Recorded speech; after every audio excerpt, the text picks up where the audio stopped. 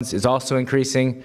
According to the World Bank, 27% of sub-Saharan Africans have access to the internet in 2018.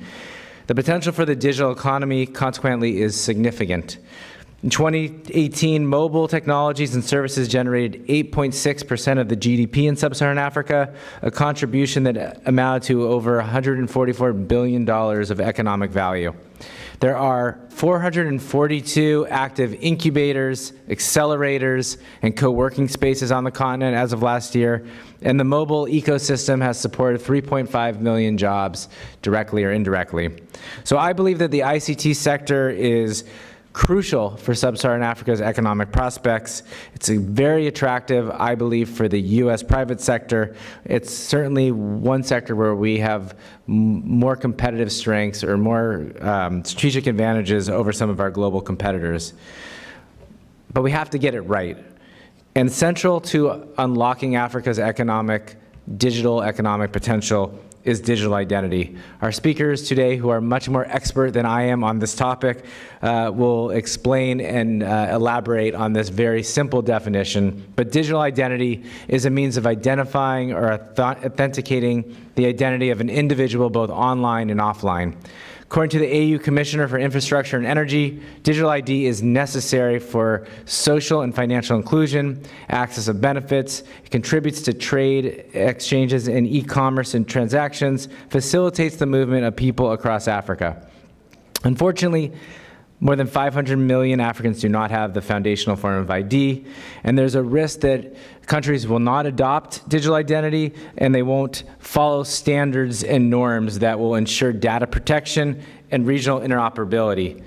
So, given the significance of today's event, our goal is twofold. First, we want to educate a broader audience, which includes me, about the importance of digital identity, and we want a status update on how we're doing so far in terms of adoption and doing it under the most optimal conditions.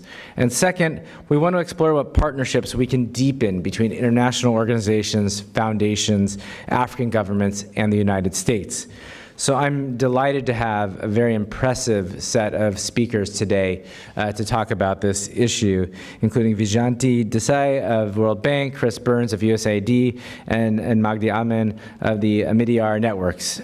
Plus, we are very fortunate today to have Vera Songwe, the Executive Secretary of the UN Economic Commission for Africa, and she will be delivering, I don't know where she went, but she will be delivering a keynote speech on video conference. Since 2017, Vera has been on seat, as we say, at UNICA, and that followed a very distinguished career at IFC and at the World Bank. She continues to have a non-resident senior fellowship at the Brookings Institute's Africa Growth Initiative and is on the board of the African Leadership Network and the Mo Ibrahim Foundation.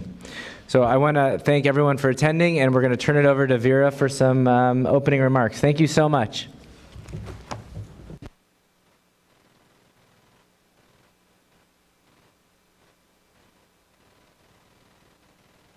Thank you. Thank you very much, John. I don't know if you can hear me now.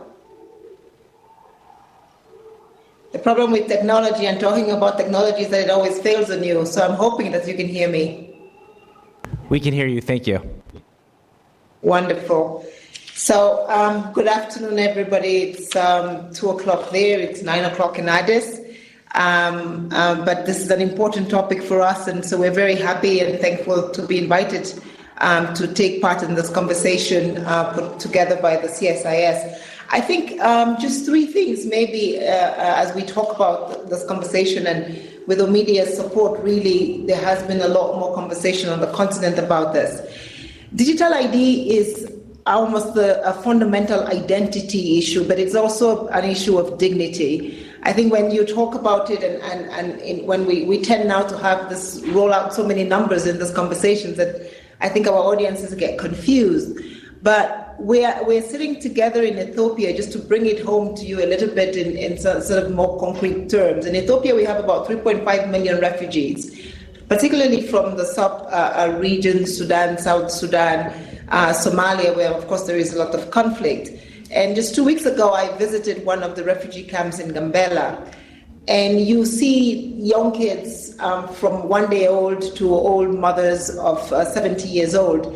And within that mix, you have professors, you have doctors who have essentially run or fled their countries. And in fleeing their countries, they left everything that they owned behind. But because people cannot carry their identities, and because we have no way of knowing what you were and what you did and where you went to school and what your credentials are, you have in these refugee camps doctors, physicists that cannot be employed because there is no way of identifying or verifying what they did before. And this is part of the story of digital IDs, to say, how can we give these people who have already been treated poorly by life and are suffering the consequences of something that they did not create, the opportunity to be able to reinsert themselves in economic activity. And you come to Ethiopia, in the region of Gambela, we need teachers, and there's tons of teachers in this 3.5 million group of people that are sitting out there. And I think this is part of the conversation for us, where we believe that digital ID is important. When you think about a country like Ivory Coast, Ivory Coast today has quite a big number of migrants from around the sub-region. And those migrants contribute almost 16% to Ivory Coast GDP, because they come willingly and they come with their degrees and they work in Ivory Coast and provide economic activity and add value to the GDP of Ivory Coast. We have no idea, and the ones that come from the Horn of Africa into Ethiopia cannot do the same. So in some sense, that is the lost opportunity of not having an ID for the refugee populations. And I've given you one particular instance.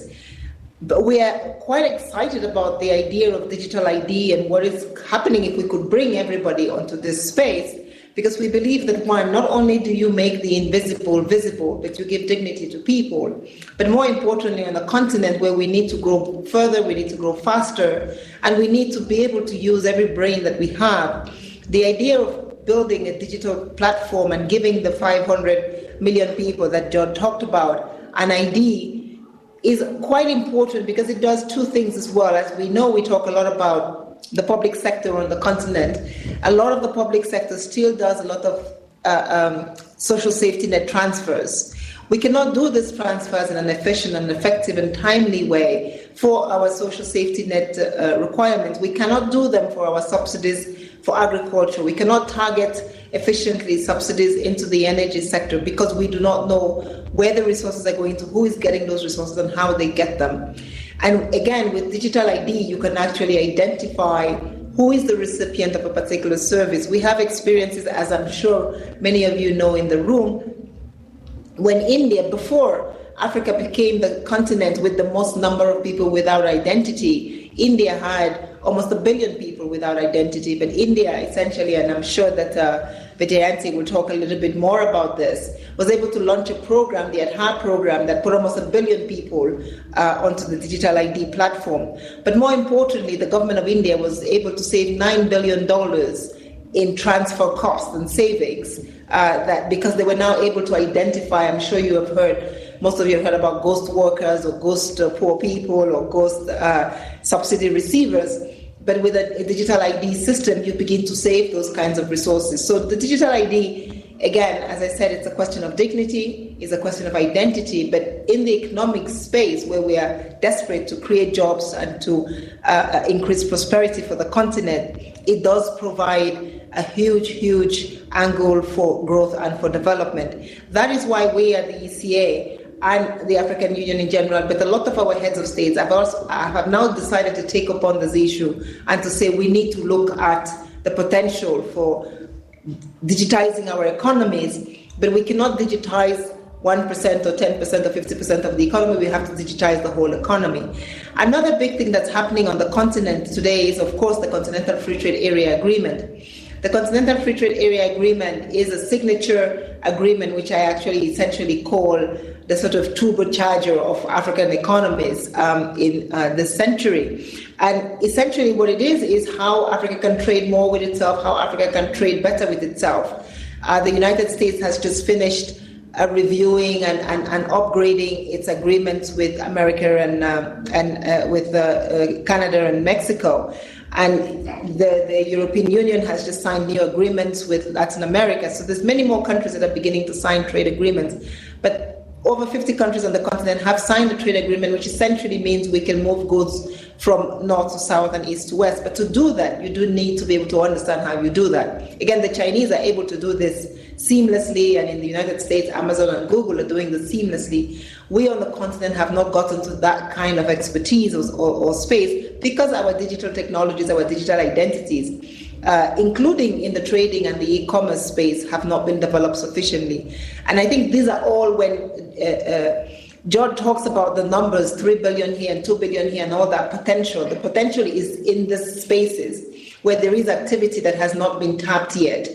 Logistics activity, shipping activity, service provision that we can do through the digital platforms for that to happen. Now, why don't we have, and why isn't it seamless for us to move from where we are today to a global African digital ID?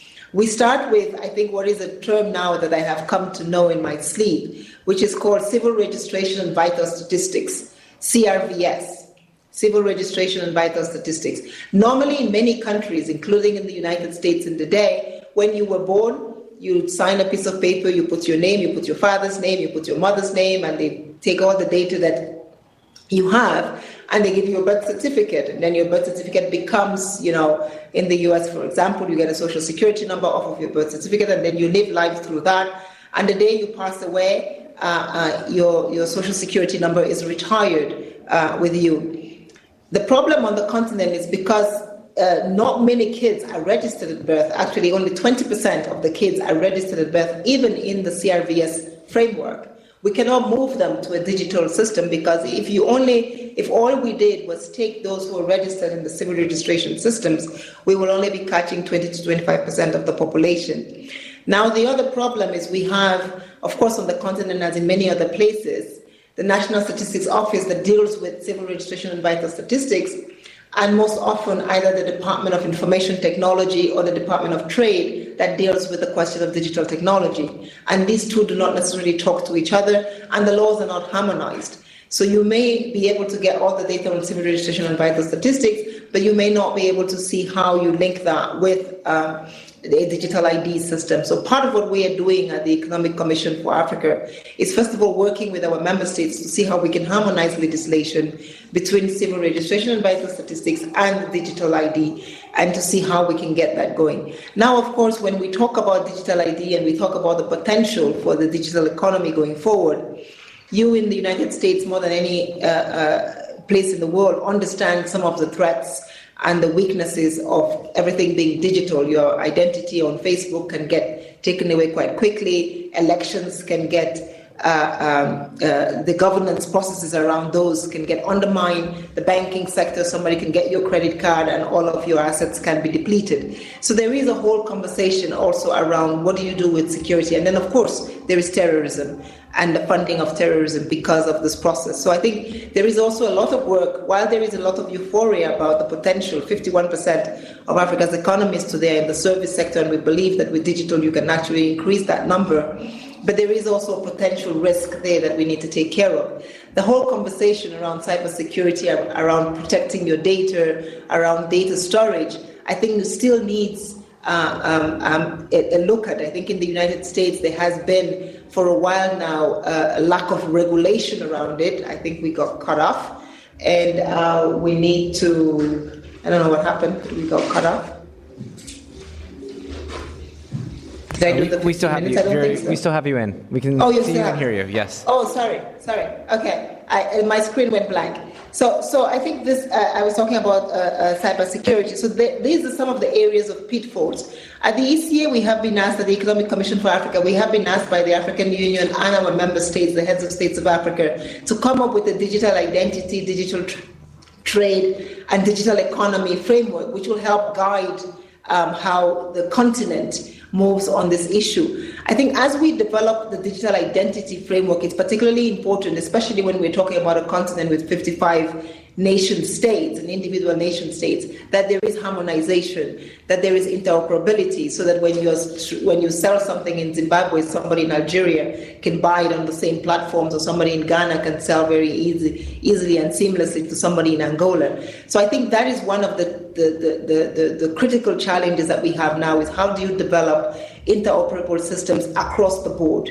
How do you develop a simple digital ID system that is possible to use across the continent while preserving the sovereignty of each nation to guard the identity of its citizen? And these are some of the issues that we will need to talk about. It's easy to say India did it. India was 1 billion people in one country. We are 1.2 billion in over 50 countries. And so understanding how you pull those processes together is going to be particularly important. And this is one of the things that we're working towards to see how we can begin to solve these issues. But I think once we do that, the promise, as you said, John, of the digital economy, the fourth industrial revolution, I think this distributed economy is really at Africa's doorstep, particularly because, of course, as you know, we are vastly industrializing and urbanizing, but also we have a very, very huge young population. 16 million young people come into the job market every year on the continent, and we need to find jobs for them.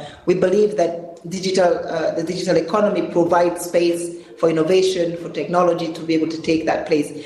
I think you and this is my final point, you mentioned the US and the US business, and this is particularly important. We have a board in our Digital Center of Excellence here at the ECA, which has General Atlantic and the CEO, William Ford, as one of our board members. And we're very happy to have him because we believe that the digital promise on the continent should be something that American businesses are coming to and looking at it and trying to understand how we do it. Yes, today we are all talking about Alibaba and we're talking about Ant Financials, but we have big companies in the United States that are also able, capable, and hopefully willing to come into the African market and work with us as we try to develop and have this conversation on digital technology, on 5G, and how we take today we are also working with about 5 countries to see how we can leapfrog them to 5G. And that should not just be looking at one continent in East Asia to give us the capacity to do 5G. We should be able to have, hopefully, access to American business that can do that, but American storage of data and how we can do it in a way that is more safe and more secure, I think will be a way. We have Google, we have Amazon that are opening offices on the continent, I think in leaps and bounds. Associated with that is the whole question of intellectual property rights and the fact that, the innovation age of our youth is going to be what is going to be the bulwark for prosperity of the continent. So we also do need to protect the intellectual property rights of these young people. And we believe that in that space also we can learn and work together with the United States to see how we do it. First, for our continent, but globally, because it is an important issue globally, as we all know. Again, there is a lot of infrastructure. We are sitting in Ethiopia where we need to privatize the whole telecom sector. We are hoping that some American businesses will be looking at that privatization. There is a lot of broadband cables that we still need to put on the continent. So I think when one thinks about the basic infrastructure, I think the World Bank, and Vijaya will correct me if I'm wrong, has estimated the investment at about $60 billion to bring Africa up to digital potential. That there is a lot there that we hope that we can crowd in US businesses to come and join this conversation with us as we go along. Thank you very much for listening, and I wish the rest of the conversation that we are able to provide you with some more information on Africa's digital age and interest you more in the subject. Thank you very much.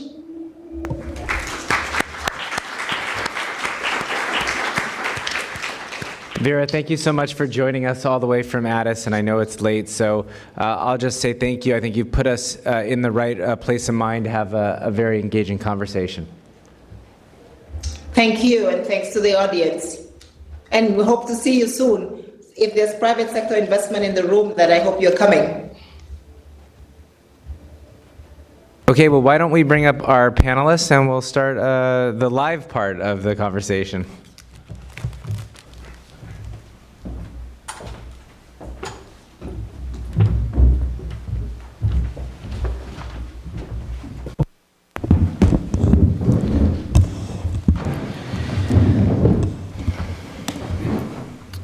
I mentioned earlier to our panelists that we're going to have we're going to try to be informal and try to not only answer the questions that I have, but make sure that they have an opportunity to tell us what we're not asking about. So maybe, Vijayanti, I can You are the only call in this conference. That is true. Vijayanti, maybe I can start with you. The World Bank has made this a priority. And Vera, I think, got us started, but it may be useful to hear from you why the World Bank sees this as fundamental to advancing outcomes such as inclusive political partnership, economic opportunity, and sustainable development. Thank you, and thanks to CSIS for this invitation. Vera did really provide the context quite well, and it's for similar reasons that the World Bank Group launched the Identification for Development Initiative now almost 4.5 years ago.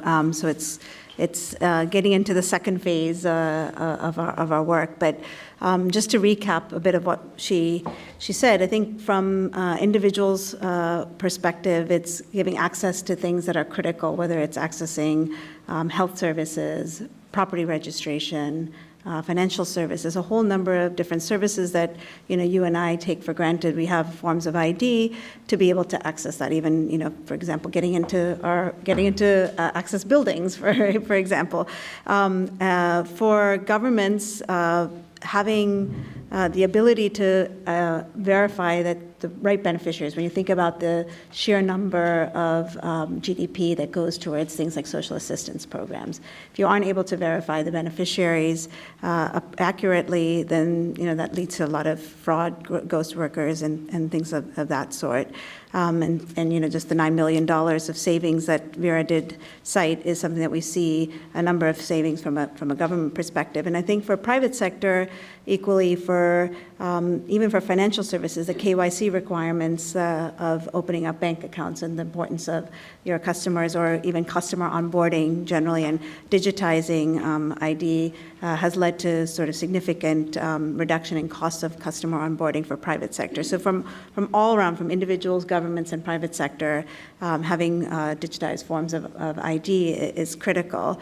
For this topic in particular, since the title is digital identity and the future of Africa's digital economy, it's the digital forms of legal identity is we see as critical for both inclusive and trusted digital economies. And more you need to be able to verify your identity in the digital world as much as in the physical world.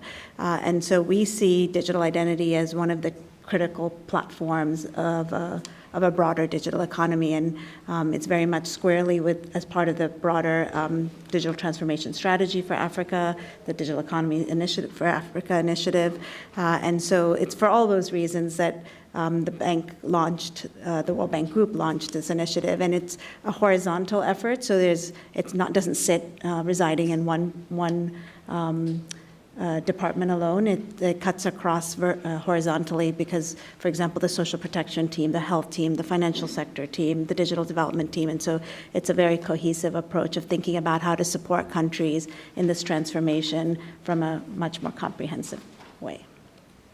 Thanks. Chris, U.S. government is also very focused on digital inclusion. According to the USAID website, 1 in 3 people in areas where your agency works are not online. It'd be useful for you to just share how USAID is addressing this in its programming, and how does it relate to not only USAID's main goals, but the journey to self-reliance. Thanks, Judd. First of all, I would like to just express my total enthusiasm for this subject, and my thanks to CSIS for bringing this panel together. My thanks also to everyone here in the audience for choosing to spend your valuable time focused on digital identity. In my opinion, it is one of the most important topics of digital development, if not all of development today. Second of all, I do need to acknowledge the incredible work of our strategy and research team within our Center for Digital Development at the U.S. Global Development Lab at USAID. They are truly subject matter experts that have put the topic of digital identity on the map and really have elucidated why we should pay attention to it. Their groundbreaking research on this topic can perhaps only be eclipsed by the work that they've done on artificial intelligence and machine learning, which by no coincidence is also closely linked with issues of digital ID today. But to your question, digital identity and digital inclusion are inextricably linked. Issues of reliable and affordable connectivity digital literacy, closing the gender divide, digital divide, user experience, locally relevant content, all parts of what we constitute in our own digital inclusion practice are foundational for digital ID holders and users to effectively and safely incorporate digital ID systems into their lives. Certainly you can have one without the other, but without acknowledging, recognizing, and addressing digital inclusion, then I would posit that what you end up having with respect to digital identity is something less than what we ideally want in terms of maximizing people's livelihood wants and needs. Implicit to this are these tight linkages around digital ID and digital inclusion is whether or not digital ID is going to be in pursuit of further inclusion, so incidents of participation or empowerment, or is it going to be to drive exclusion, including through surveillance and control? So these issues are very tightly wound. USAID incorporates digital ID in many different ways, but it's still very early on in how we are trying to figure out the full suite of opportunities and use cases. What we do know is it manifests itself across a number of projects and activities across sectors in different contexts and design, ranging from barcoding all the way up to biometrics. And where it often presents itself first is at a programmatic level where we're trying to provide service to beneficiaries and we need to understand if they've received that service. And it's actually pretty similar to how other digital technologies are deployed, very much at an activity level, piecemeal as we try to figure out what works, what doesn't work, what are the nuances. And we've been able to understand what those use cases do look like. Oftentimes they're within health and education programming to satisfy monitoring and evaluation requirements, or they're with respect to delivery of humanitarian assistance, or they might be as part of a government-backed biometric voter registration program attached to elections. But across all of these, what we strive to do is with our digital ID investments, ensure that they adhere to the principles for digital development, which are now endorsed by almost 200 organizations. Then they're available at digitalprinciples.org. And we do so because what we've seen when these digital ID systems pop up at an activity level or a project level, there tends to be great fragmentation up front. Many investments in similar systems that do perhaps one-off things. And the digital principles try to get away from or around these issues of fragmentation with a focus up front on scalability and reuse and recycling, et cetera. And that's important to us, not just as one of the largest bilateral donors, but as responsible trustees of taxpayer funds. It is our duty to make sure that we are ensuring that these ID systems are not adding to fragmentation, and they actually are a part of a broader awareness of these more infrastructural and national levels of ID that I know we'll get into. That all brings me to your question around self-reliance. For us, and much like Vyjayanti pointed out in her opening remarks, we see digital ID systems as absolutely foundational and a core infrastructure of an inclusive digital ecosystem. And an inclusive digital ecosystem for us is a key component of a country's journey to self-reliance. This shows up in many of our self-reliance metrics, including accountable governance, inclusive development, government effectiveness, citizen engagement, and information and communication technology use, and even in our secondary metrics like financial inclusion through digital financial services attached to identity. And what that might look like is if you think about all of the physical infrastructure out there, roads, bridges, railways, fiber optic cables, those are shared by both public and private institutions for a variety of needs. You can think of digital ID as another layer in this infrastructure, perhaps more virtual in nature, that can also support that vast array of publicly driven services and products to citizens that the private sector is going to come in and ensure longer-term sustainability and economic growth. And these are fundamental to a country becoming self-reliant. The last last point I'll just make is where we do see that show up right now is in what we're putting together right now, which is the first ever and forthcoming USAID digital strategy. This is an agency-wide digital strategy where we're not just trying to recognize and identify and promote the most responsible use of digital tools and technologies throughout our own programming, but also to ensure that those digital ecosystems in the countries where we work are inclusive, are safe, are interoperable, are secure, and we see digital identity as a key point to that.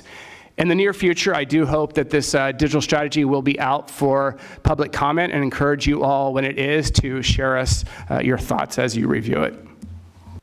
Thanks, Chris. All right.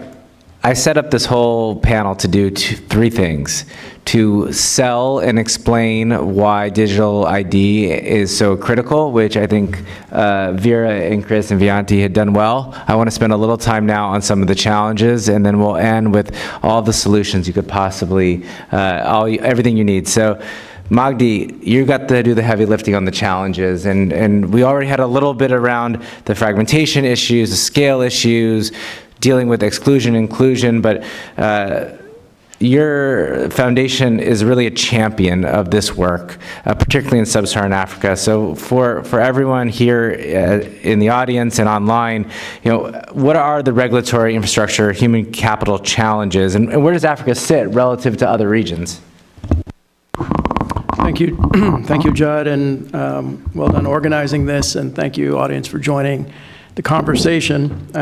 Chris and Vajanthi for those great remarks, which really, I think, with Vera, put us in a good frame for talking about both the potential and some of the risks and harms.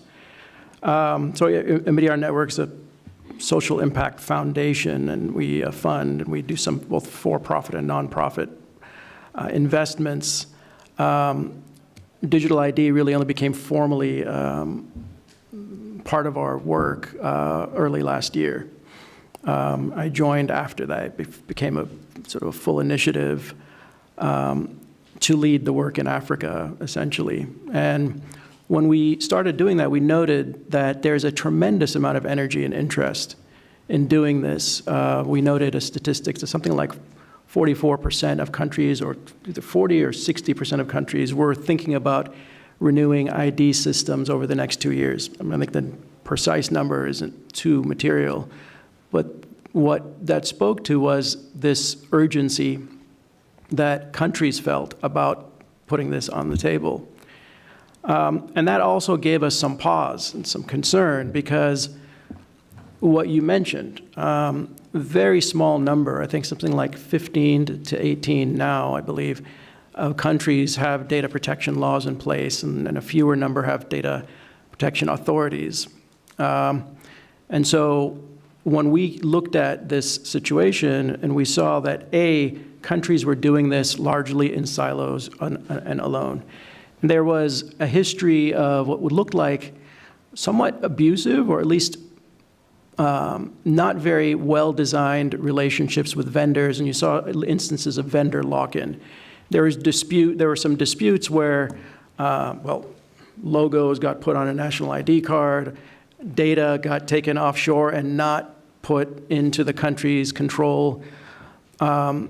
Without data protection, without institutions to govern how this is done, and I think Chris put it well, you end up tipping the balance of power between the citizen and the state in ways that may not be very constructive. We want to do things that empower people, not disempower people, and not to create, opportunities for surveillance. Those kinds of checks and balances around that, it was of great interest. And then there's given the numbers of countries pursuing this, we were very responsive to a request to engage from Vera, actually, because what we saw was that their need for some horizontal or cross-country dialogue and discussion about what are the norms. We do something, and we support a narrative called Good ID. And there's a hashtag, and there's a website, and a lot of contributions. It's essentially a discussion, region by region, and then sometimes at the country level. So what does Good ID look like? We don't want to be very prescriptive. We want it to surface. But what we really comes down to is policy, It comes down to process and it comes down to technology. And by process, it's about transparency, being clear about what are the goals the government is trying to achieve. What are the sources of redress? What is the role of the community in defining this? What do you do about inclusion or exclusion? There's very many forms of exclusion, from distance to how technology is illiteracy. And so having that open process and dialogue about clarity about goals and being open with civil society, and trying to bridge the various use cases. The economic use cases are powerful, and I would add one in a second.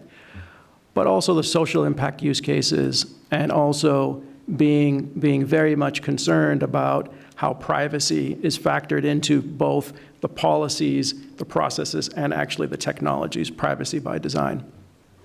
And you're not going to have privacy if there's no security. So cybersecurity is very much part of it.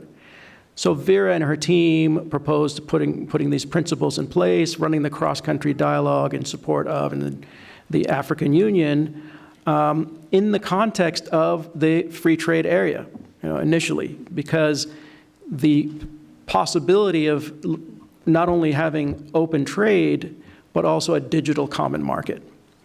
So that very compelling possibility, as long as we do it right with the right principles and safeguards, is why we engaged.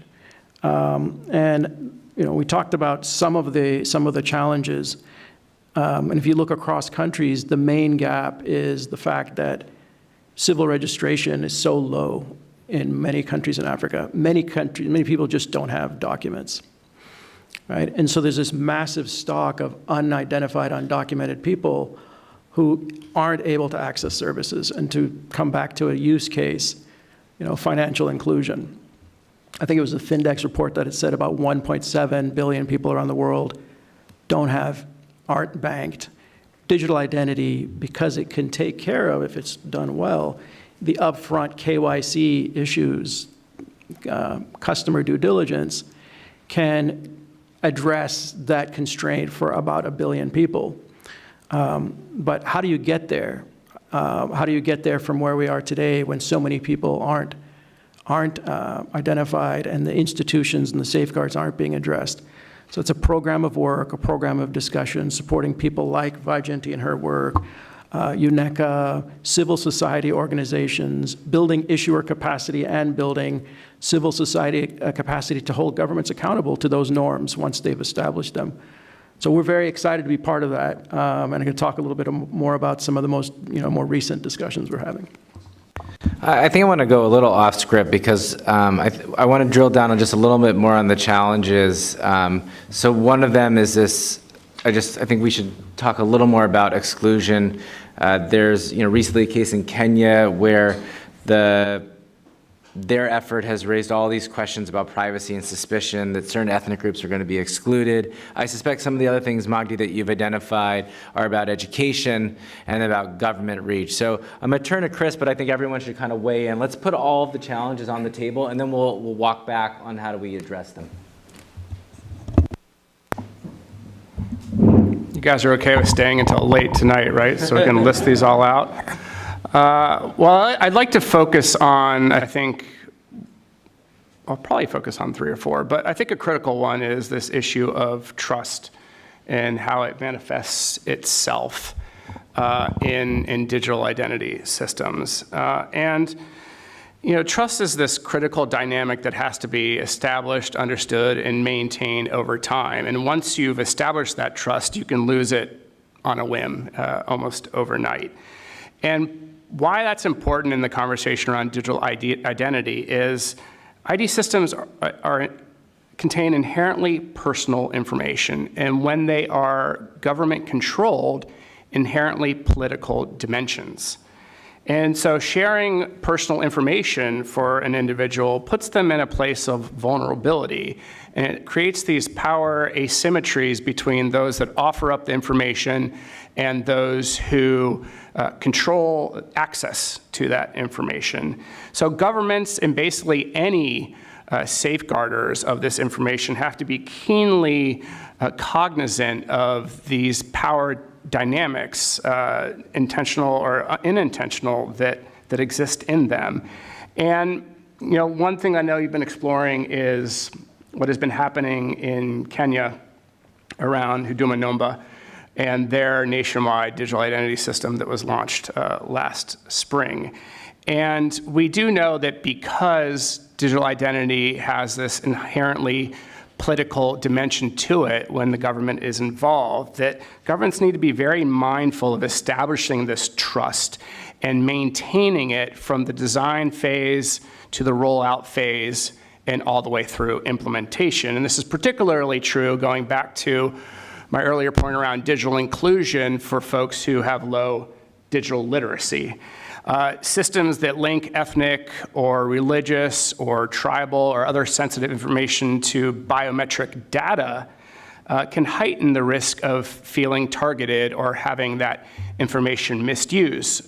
So one of the earlier concerns that Kenyans had when their nationwide system was rolled out had to do with, in the design phase, this perceived low level of public participation during the early stages before it was even implemented. And this reaction that they've had and that continues to today really underscores the importance of consulting the public early and often to actually demonstrate value and build such trust. And so if you want to flow down a little bit more and think through how else to build trust, this is both a challenge, but a way to address that challenge is this idea of practicing data minimization. So only collecting and accessing information that is needed to serve that specific purpose and ensuring that it is safeguarded for that purpose. Sure, in our digital age, we can collect as much data as we want, but do we need to? What is the purpose, and how do we segment that information that only the right people who actually really need to tap into it can? And this might actually mean omitting data points like ethnicity that has this potential to inflame political rivalries and actually might not be needed in certain contexts. There's a couple more challenges that I list, but actually, if you prefer, when we come back to ways to mitigate, I can share a different list that I think will actually double down a lot on what Magdi said. But before doing so, I just want to cite one more challenge. And it's really around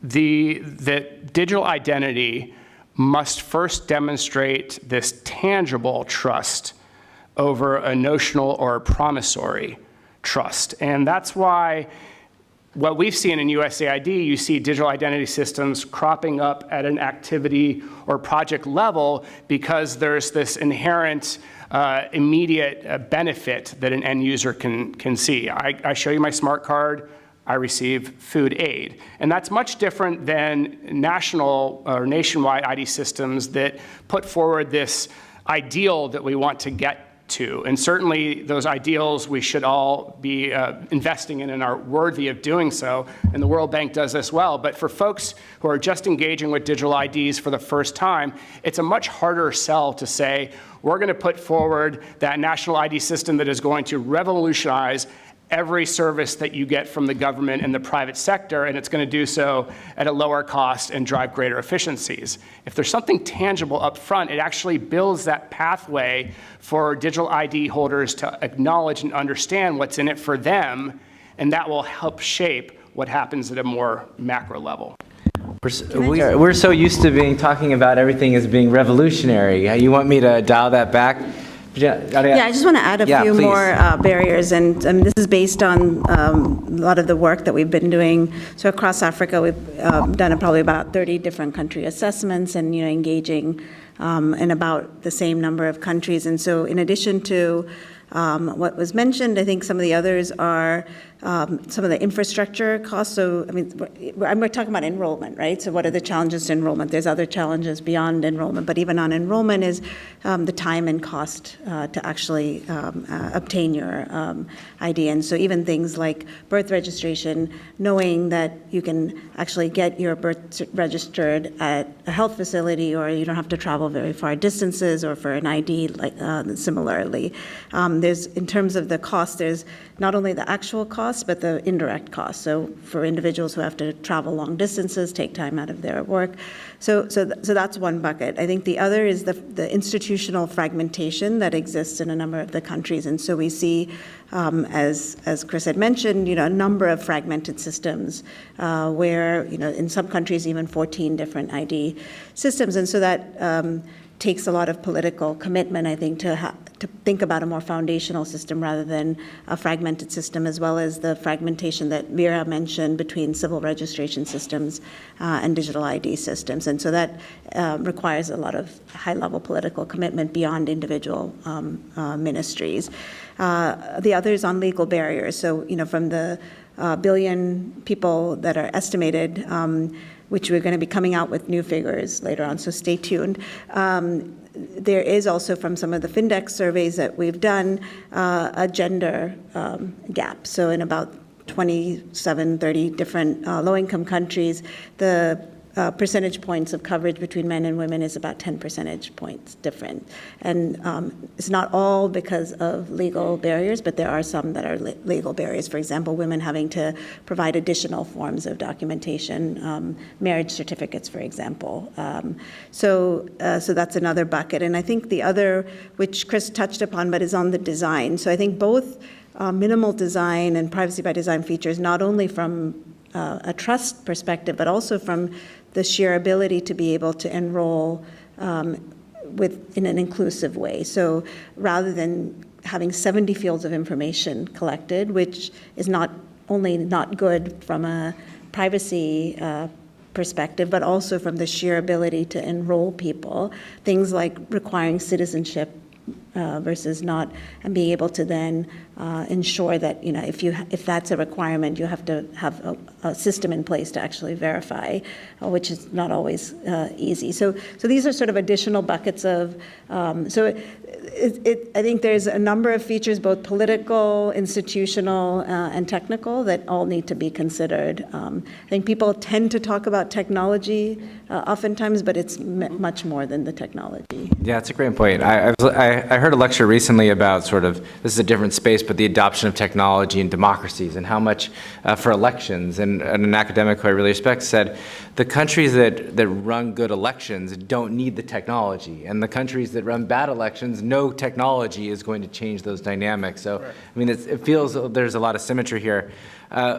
Let's move to how we solve it. Maybe you can start us off with some of the things that the World Bank is doing to push these reforms and any of these specific challenges. And I was thinking about who are we preaching to? It sounds like, as I hear everyone speak, it's not just governments, but it's business and it's civil society, particularly to deal with some of the fears.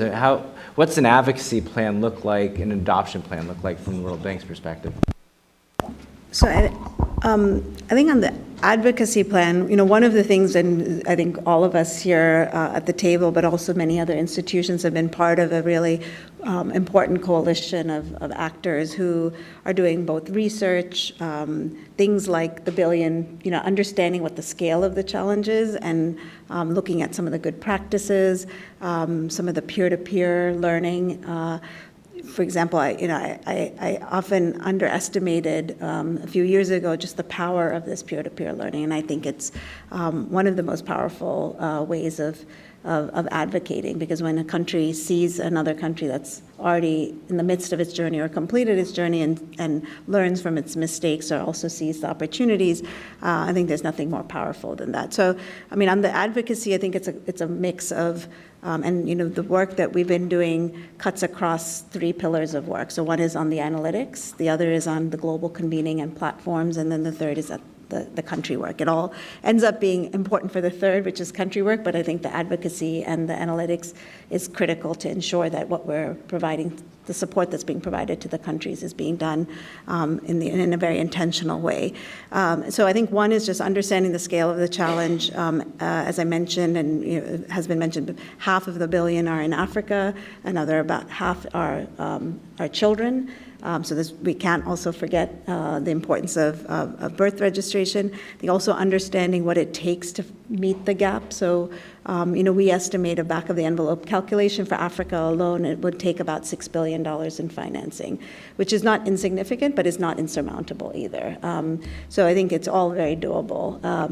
In terms of the type of advice, I think what we've seen is sort of the ingredients. Trust has been mentioned. I think absolutely critical is building that trust in the system. And so the way we've been supporting that is on the laws and regulations. So in any country, when we engage, one of the first things that is done is to do an assessment of what are the existing laws and regulations on data protection, privacy, ID, other related digital laws and regulations, and then helping, if needed, to get to certain good practice, the advice that's required to get to good practice. And I think trust is not only in the laws and regulations, but ensuring that the implementation is there. I think in terms of the technical advice, I think there's a growing body of good practices, similar to the guide that you've just put out, Chris. We've also just recently put out a practitioner's guide that essentially is an amalgamation of a lot of the different good practices that we've been looking at over the last several years. And then also, as I mentioned, sharing those lessons between countries that have done it to those that are. I think the political commitment is absolutely critical. As I mentioned, this is not a single ministry or single sector agenda. So having that high-level political commitment, and so galvanizing, I think the work that UNECA and African Union have been doing on galvanizing that support at the political level is absolutely critical. We've seen also just having things like our high-level advisory council and people who have done this before and providing that support to political leaders has been quite useful. So I think those are some of the things. I think in terms of whether we're going to get there, SDG 16.9 is legal identity for all by 2030. We also have the digital economy or digital transformation strategy. I'm not sure the goal, similarly, of by 2030, around the same time, every person, business, and government digitally enabled. This is absolutely achievable, and so I think it's a matter of just all coming together and providing the support that's needed. Magda, you talked earlier about Good ID.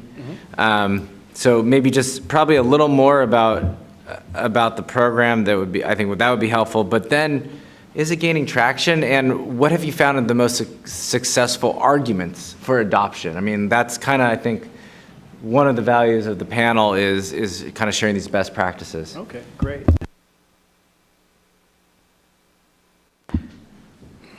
Good IDs become very cited by a lot of organizations, partners, and those that we just happen to see as we monitor social media and other mentions. We believe it's getting traction. We believe that the consensus is largely there now, not only because of our efforts, but because of a lot of efforts, including UNECA, Smart Africa, the World Bank. And even universities across the region, civil society, who've spoken about the need for example, the right safeguards. So I would say at the principal level, we're largely getting there. Obviously, it now needs to then become implemented and introduced. And how do you actually do that? Is that we need to think about what are the high-impact use cases, the compelling use cases, and introduce those principles and how those use cases are done. So I mentioned, inclusion. You don't get those social impact benefits, reducing ghost workers or being able to target subsidies if you have half of the population. You just can't then use that vehicle. So you need trust in order to get full universal coverage. And you need to think about how do you do inclusion. And when you start working through what are the forces of exclusion, Vyjayanti mentioned some of them, but some of these are political. Very often, the lack of inclusion of residents. My grandmother was Sudanese, she's Nubian, undocumented. We never knew when she was actually born. And an economic migrant in Cairo, for example. There are lots of these flows. Africa has the most number of displaced people than any continent. But when you talk to some of the authorities, they do not want to register residents because they're worried that it confers citizenship. And underneath that is a security argument. And what we're arguing is you can't get to security if you're excluding large shares of your population. It actually contributes to insecurity. But then, okay, so there are security use cases, but then maybe we should think about the safeguards and the rules around how do you use identification for a security use case. You have some of those here in the US. There's an ongoing conversation, but around the world, if we're concerned about the harms and risks about some of this information getting into the right hands, we need to think about safeguards there. Talked about financial inclusion. If you had identity systems in place, eKYC becomes possible. In India, I believe the estimate was the process of onboarding somebody went from like $5 down to 70 cents. Massive numbers, hundreds of millions of people enrolled into banking systems because of that Aadhaar system. And there are other countries, Pakistan and elsewhere, that have had also very good results. But then the information that flows between the bank and the government is not consistent. There aren't really enough privacy considerations into the design, making sure that it's minimal in terms of information fields captured, consistent with regulation, but also that there are restrictions around where that information does and doesn't go, so it doesn't become a vehicle for tracking somebody's financial track record. So basically where we are is we need to go from defining the principles and what is good ID to how is it implemented in every important use case and into institutions. And those, the Malabo Convention, which talked about cybersecurity, it was 2014, I believe, only ratified by less than 5 countries. We need to get to, if not going to be Malabo, it's going to be individual countries putting in place cybersecurity, putting into place data protection and privacy legislation and institutions and safeguards, being clear up front. Part of Haduma Namba is that the data privacy bill was still in Parliament while the ID system was enrolling people. So you tipped the power balance without also giving people rights. So of course people are going to protest. But it was predictable and avoidable, and now they're doing a better job of engaging. But now the countries can learn from this.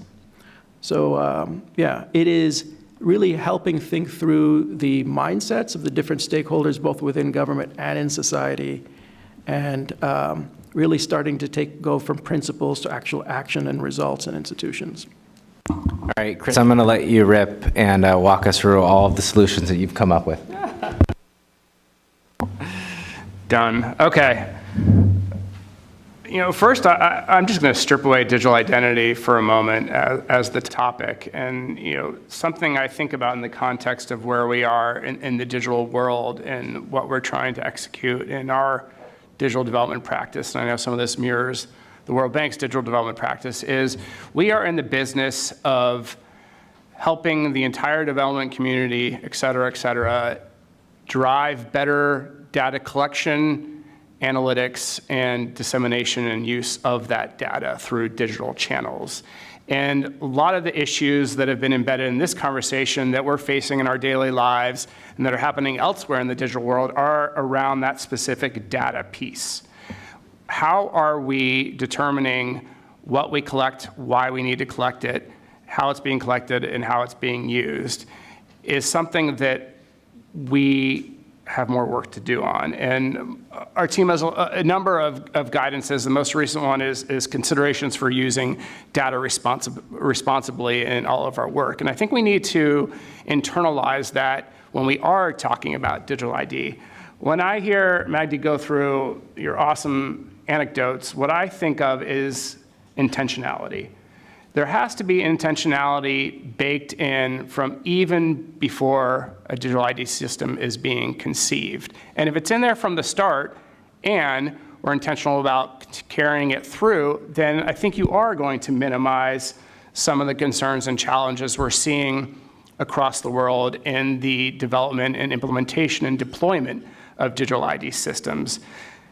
Once that's in place, I think there's a couple things we can do, and you've already heard Vyjayanti and Magdi mention a few of them, but I'll list 5 very briefly. One, and this is, again, we're talking about the entire list of stakeholders, so ID holders, ID providers, third-party suppliers that are going to build into that system, et cetera. Being transparent about what information is being stored, how it is being stored, how it is being used, and who has access to it, I think is one that has to be part and parcel of everything. Secondly, and we've heard this already, ensuring privacy and data security policies are in place and laws are in place and enforced, ideally before a system is launched. Third is, and I touched upon it earlier around data minimization, is this idea of contextual privacy. Using data only in ways that are consistent with the context that it's being used in and in the context in which it is collected. So there's this clear connection between what is connected, why, and how. Fourth is having clear avenues for redress. Magdi already mentioned this, for individuals in instances where they do feel like their user rights or their protection has been infringed upon and there might have been unauthorized data sharing. And then finally, building these systems to be resilient. They are going to be set up within one regime. That regime could change. Political values could change over time. These systems need to be able to outlive those changes and be resilient to those changes and ebb and flow and evolve just like the digital economy is evolving. Thanks. A little unorthodox. We're going to move to the question section, but then I'm going to just let our speakers know that I'm going to have each of you do a little wrap up. So whatever we've missed so far, we have one more opportunity for you to sort of share with the group. So why don't we open up for questions? We'll start here, and there's someone with the mic who's going to come by.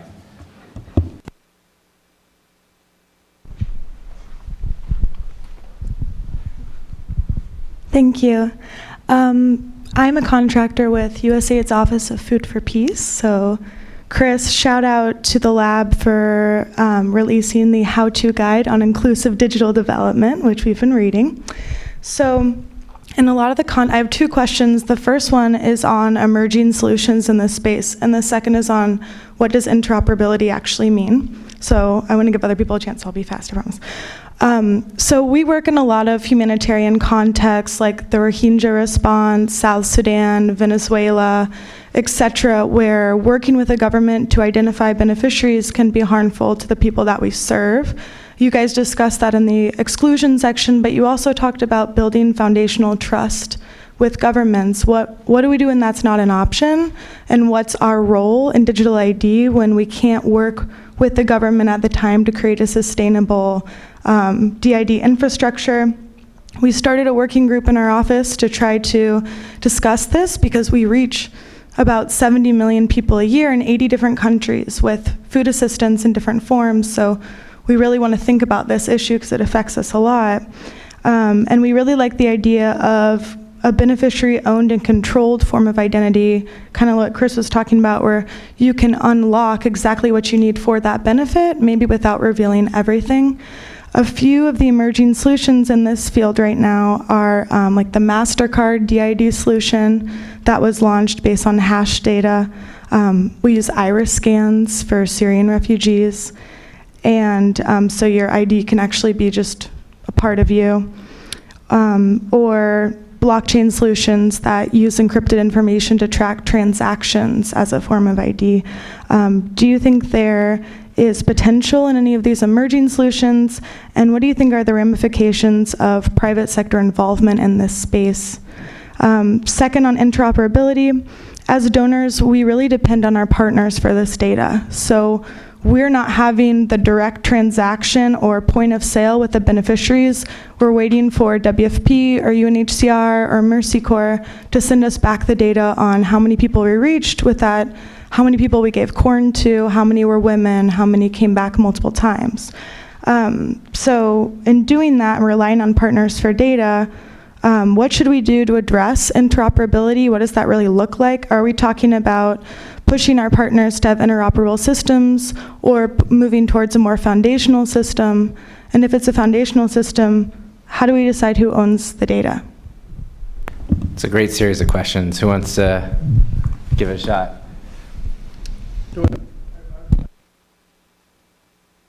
I can start with a couple of, so I think some of the examples you mentioned on the privacy by design, I think are great examples and a great start. And, we can reference also just a report that's on our website. Just by the way, all our analytics, almost all, 99% of our analytics are online. And we actually did a report on privacy by design experiences from several countries as a way to understand what's already been attempted and what's currently in place, but then also we launched an innovation challenge that we had culminated an event in April with some new innovative solutions that I think we have a lot to see. There's huge scope for seeing more and more of these privacy by design innovations.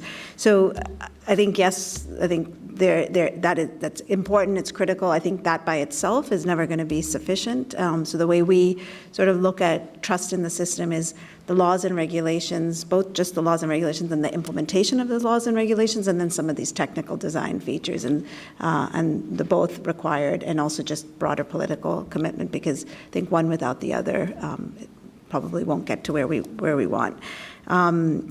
So I hope that answered part of the question. On the interoperability, so I know there's a lot of conversations between the humanitarian actors like UNHCR and WFP, for example, on just the interoperability of their systems. What we've been talking about with organizations like UNHCR is this question of, as you mentioned, the foundational and the functional systems. So, even if a country has delegated to UNHCR for registering, in the future, if some of that responsibility goes back to governments, how do we ensure that these systems can be interoperable and speak to one another? And so some of that is just what are the basic minimal elements that need to be in place, and then this mutual recognition. And this is not just between foundational and systems like those for refugee registration, but also when Vera was talking about Africa-wide ID. My own personal view is that we're not going to see a single ID system across the continent. I think what we will likely see is different country systems that will need to be able to talk to one another. Not that the data is, I think people sometimes think interoperable system means that a country's data is given over to another country's. I think there's ways of that mutual recognition where you don't have to actually share any of the data, but you can ping back. And so those are, there's a number of different technical architecture options. And so that's part of that process of thinking about the continent-wide. So I think it relates, and there's examples such as in Estonia with X-Road and several other countries where that interoperability layer is something that's already in place, as well as in EIDAS, countries in Europe having that mutual recognition across borders. Chris, Magdi, do you want to add? Yeah, briefly, and I know that other people may want to ask questions. So in order to get interoperability, and so Vyjayanti was kind of heading in this direction as well, Africa needs to put in place, first of all, the principle that wants to note that the policy paper that the African Union will look at for its next summit incorporates these principles. And the second principle in the UNECA's digital ID principles is interoperability. But then getting down to the institutional level, slightly technical, but there would need to be a trust framework that allows for different levels of assurance. So there are high risk versus low risk types of authentication. And within that trust framework, once it exists, you may get to the ability to acknowledge and recognize private sector IDs that adhere to that trust framework, or humanitarian IDs, if that framework exists, and this is all still, work in progress, then you can get to that interoperability very specifically by adhering to a trust framework. But I think, Vyjayanti's response on engaging with the government in terms of how do we make sure that these ID systems just like we're trying to help them, encourage them to do so across countries, across different private sector and public sector entities, but between the humanitarian and the public sector as well. Chris, do you add a point? Yeah, I'll have some quick points. And so these are really sticky challenges that you've outlined. And I think we're continually in this conundrum where we're always trying to keep one eye on what's the next emerging tech and how it's being applied to development, while also living the realities of how we program our development and humanitarian assistance. And so to your question around how we work with implementing partners and other actors that might be at a subnational level, part of it is being adaptive in our own programming and recognizing that within 5-year programs, we can't just establish the rules and norms up front and then wait 5 years to revisit that. And so, again, when we look back to the principles for digital development, this gives us the opportunity to actually address issues like interoperability based on what we're seeing in real time from all markets around the world, and then figure out how they might be then adapted to programming that is in motion. And so I think that's one element of interoperability. Another one to be mindful of is, since you mentioned, what might the role of the private sector be, is this recognition that we talk about digital ID as if it's homogeneous. And we could spend an entire long time talking about all the different elements. But even beyond those, I think it's important to recognize that when it comes to digital ID, there's institutional elements. We've been talking about sort of like service provision and ties to the state and others. Then there's transactional ID, right, for payments, financial inclusion, exchange of services, et cetera. And there's this reputational level of ID, and that's what you sort of see in social media. How am I perceived? How do people trust me based on what I view? And interoperability might not be seamless across those three, and it doesn't necessarily have to be, but we have to recognize where there might be elements to feed in, particularly when a transactional ID can benefit a infrastructural one and vice versa. So those levels of nuance are really important here. And then just the last point, since you did mention it, around this growing idea and body of practice around giving data back to users, or having them fully empowered to understand what is being captured and how they can use it. Certainly for digital natives and for folks who in this country who engage online in a number of ways every day, we are trying to play catch up.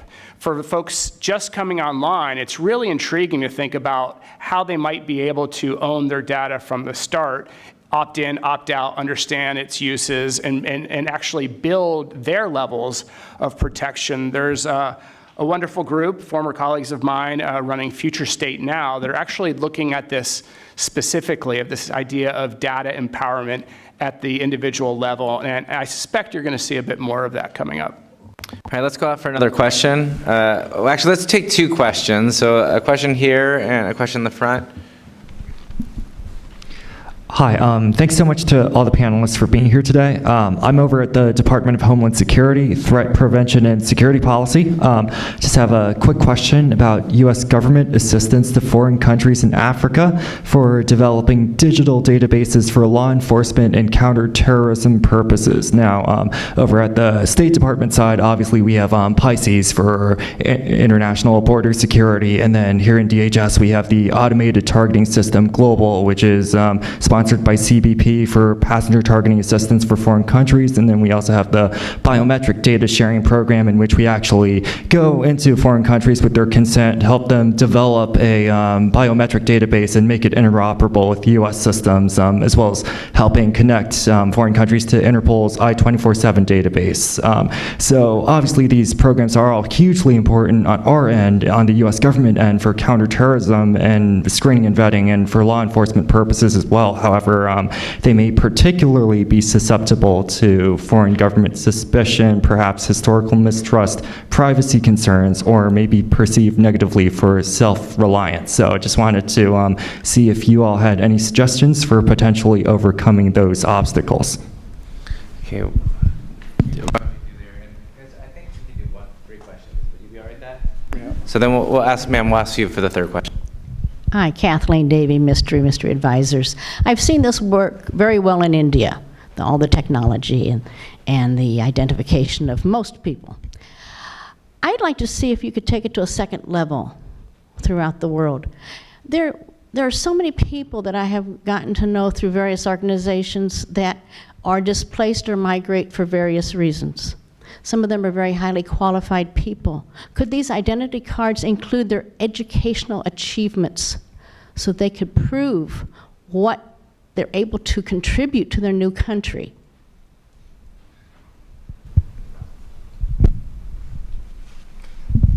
My name is Araban, and it's sort of an observation. I'm just wondering if we had private sector participation to the panel, if it would be different.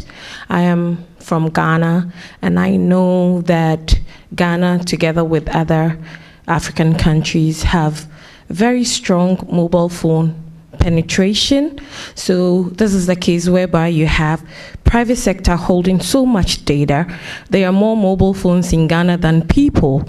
So it means that people own 2 mobile phones. And we've also seen the penetration of mobile phone transaction for e-commerce.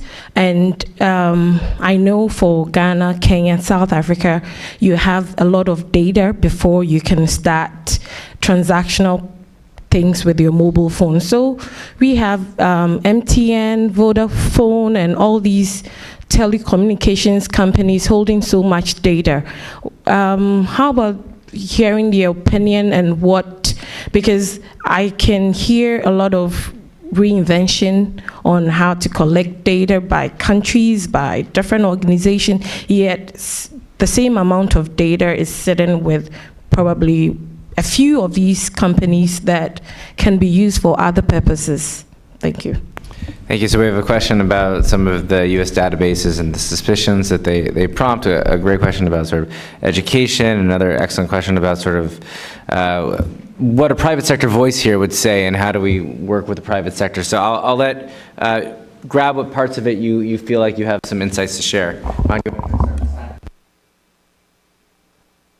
Sure. So the first question on security, I had alluded to it a little earlier. In a lot of countries, the identity systems, in fact, are governed by folks who might come from the equivalent of Ministry of Interior, or so essentially from that sort of security lens. Sometimes it's a bit different than the development lens. And when we're talking about inclusion and empowerment and building trust, we just, we believe that you get to security when you empower and develop people, right? And so that trust in the system is so important in order to get the economic use cases, that we need to make sure that the safeguards are put in place around the use of information for security in a lot of the programs that you're talking about. It might very well be useful for Homeland Security to talk about how do you make sure those safeguards are there? What are the safeguards you'd put in place? How do you make sure that information isn't inadvertently moved to places that, citizens aren't notified of, who aren't under surveillance for any other reason, for the probable cause? So those checks and balances, it might be helpful for you to also engage there. Really quickly on the other points, there were lots of great points on education in the private sector. So we invest in the private sector. We invest in privacy technology, and we invest in digital ID technology, homomorphic encryption, differential privacy, and all that. We don't want to get into all the details, but the reason being that we believe the private sector has an important role to play. They should be subject to the same governance, data protection, and all of those institution rules. We believe frameworks need to be put in place so we can use some private sector ID as well, but within governed frameworks. So I would very much support, the role of the private sector here. In terms of one investment, is exactly what you mentioned. One of our portfolio companies gives people the ability to hold their credentials on a blockchain solution so they don't lose them, and it's under their control when they go from one country to another. So yeah, thank you. Sure, I'll go third question first and work backwards. Judd mentioned in his opening remarks the GSMA, the Global Mobile Industry Association, and we've worked with them off and on for a number of years. And certainly, yes, mobile network operators have a wealth of data. Not only are they sitting on that, they are monetizing it very well. In fact, both GSMA and Juniper Research recently said that by 2024, 5 years from now, mobile digital identity alone, just mobile, will be a $7 billion industry. Right now, it's about 900 million. So you can see the uptick that they are envisioning. And part of that is they recognize that private sector not just has an important role in building this out, they are our sustainability model. Certainly there is a role for donors and for public sector entities to come in and set up the right frameworks, as Magda alluded to, but the long-term investment has to come from the private sector. And you see this specifically in how mobile network operators are operating in a lot of environments, including Ghana and elsewhere. And there's a lot of data that we can cull from mobile operators, particularly their call data records that show movements and geolocation of folks, et cetera. And there are a lot of efforts out there trying to figure out what that right mix is. In fact, one of them that we invest in, the Digital Impact Alliance, DIAL, is actively working with mobile operators to do just that. So yes, the idea, again, aligned to the principles for digital development, is to not reinvent the wheel and see where we can work with private sector actors, particularly mobile network operators and in-country aggregators, to figure out the best way to maximize that data to meet our development objectives. Just very briefly on educational achievements, I love that you asked this question. We think of ID often in terms of who we are and what we bring forward, and part and parcel of that is to be able to record what we've done previously. And this is the beauty of going from an analog to a digital world. We actually can document, record, carry across borders, et cetera, what we've done in our lives, including certificates and diplomas, trainings, et cetera. So it's so exciting to think about that potential moving forward. And then just lastly, on the cybersecurity element, certainly when we look at our investments across USAID, we want to be aligned to our U.S. national cybersecurity strategy, and we are reflecting that in the USAID digital strategy that I mentioned at the outset to ensure that we are, in our investments, driving unfettered, secure, safe, interoperable, reliable digital ecosystems wherever we work. And that, of course, is an enormous mouthful, but it's really, really important, not just for U.S. national security, but for our partner country security as well. And I think we've shown in recent times to be a little slow on the uptake, and that's why you see the USG really recognizing where we need to double down and make sure that that is a deliberate part of our investments. Vijayanti? Yeah, just really quickly on mobile. So, likewise, we've been working very, very closely over the last 4 years with GSMA's digital identity team. I think, though there's different roles that mobile operators can play, I don't think that there's a particular interest for mobile operators. So I could be wrong. So if I say something incorrect, GSMA, sorry about this. But I think from some of the work that they've been doing, the mobile operators don't particularly feel a need to have a role in being the keeper of the data of a foundational ID. I think where there's a tremendous role for mobile operators is in a number of ways. One is a derived ID. So, as you said, everyone now is going to be walking around with a mobile phone, rather than having a physical smart card that actually can cost $15 to $20. Having a mobile ID is something that more and more countries are adopting. Uganda, several in Africa are adopting a more mobile ID.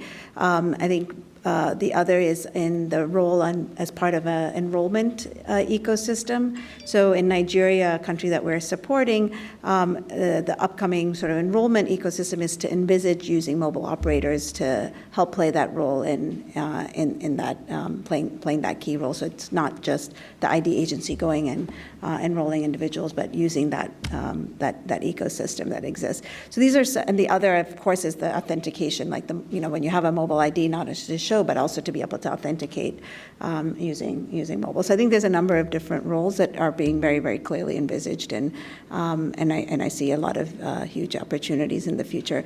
And I think on the education that's already been touched upon, I think the one thing, though, is to trying to separate this temptation by having all sorts of information on a foundational system as opposed to the layers that can be built upon the minimal data of just somebody proving who they are. To be able to prove who they are, you don't need to have the educational achievements on that, but having that interoperability between those is. And I think on the security, it's not an easy question to answer, and I think there's still more that needs to be learned. I think one of the questions that we often have is very much this trust system, and I think not to undermine the importance of security, but I do think that we may need to see in the future more ID platforms that are more from a development and digital economy perspective. It's up for debate whether these can be one and the same thing, or do these need to be two separate parallel systems. Thanks. Why don't we allow each of our speakers to do, I would say either you want to foot stomp a point, you want to add something to the table, but I've just been incredibly impressed with the amount of expertise and insights that the three of you have, and I'd rather not waste it with my breath. So, Vijayanti, why don't you start first, Chris, and then we'll end with Magdi. So, I think this is an exciting area. It's one that I think the reason why it's exciting is because there's just a huge potential, and it touches upon so many different aspects of development, which is why our institution is all in.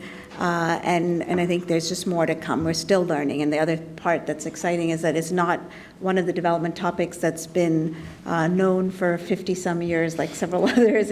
It's emerging, and we're sort of shaping and learning as we go along. And so I think having as many institutions, organizations, whether it's development actors like ourselves, or whether it's governments, obviously, private sector, civil society organizations, foundations. I think the work that we've been doing, there's no way we've been able to do it without this consortium of like-minded organizations, and I think the more and more that come on board, we've talked about the principles of digital development. There was 2 years ago 25 organizations, so not 200, but 25 organizations that came together on the principles of IAD. We're at that reflection point now of 2 years, and so we're in the midst of bringing the group back together again to reflect, is there anything over the last 2 years? So we wanted it to be an organic living document that reflects as we go along. And so, but I think that's critical to see this agenda. But as Magdi said, I think the real impact is going to be as we see these being rolled out. I think we're at sort of a point where we can see this either going not well, or the path of these systems being put in place that are inclusive and trusted. And so we're all in to ensure that it's being put in place where it's inclusive and trusted. And we hope that a number of organizations can join us in this effort. It's so true. There's incredible amount to still learn, which makes it super exciting. But also, this issue is so nuanced. Oftentimes, I think there's an inclination to try to figure out that one digital ID system that rules them all, and that won't be the case, and it shouldn't be the case. Yet, there is incredible opportunity in having these national ID systems that serve as this backbone that really is foundational, that allow for other systems to tap into it. And this idea around interoperability is really important here, because there's a wide array, right, of services and products and needs that we all experience day to day. And if we're in the business of maximizing investments and maximizing efficiencies and minimizing the challenges that we've discussed today, then we also have to be exploring where all of these systems do fit together, building off of that backbone. And for me, that's one of the most exciting components that I think we can really focus on. We are certainly in the business of inclusion, and in doing so, driving value and economic growth wherever we go. And props again to CSIS for having this engagement. And then there are a number of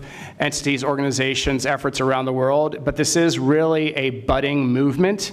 And I suspect that in a few years' time, we will have moved on to the next thing, because we will be building off of the foundations here, and digital identity will be driving how we do business moving forward. It's truly exciting. Thanks, Chris. Thanks to both of you panelists and audience for the great questions and just for being interested. Judd, for you for organizing it. It's not the most obvious topic that one would have a discussion in this afternoon in DC, but it is actually quite interesting. And we started with talking about a lot of the challenges, but we also just need to be we're also here because of the opportunity, and the opportunity to empower people, the empower people to give people control or agency over their entry point into the data and the digital economy, which is gradually influencing so much of their lives. We believe that that opportunity is harnessed and realized when digital identity is good digital ID. It gives people control, that is characterized by privacy, by security, questions around interoperability, but that it's ultimately about letting people realize their best selves. And with that in mind, we'll continue to build the coalitions that Vyjayanti was talking about, with a very strong focus on African capacity, African ownership over this narrative, over this dialogue, over these decisions, so that they make the right decisions around good ID.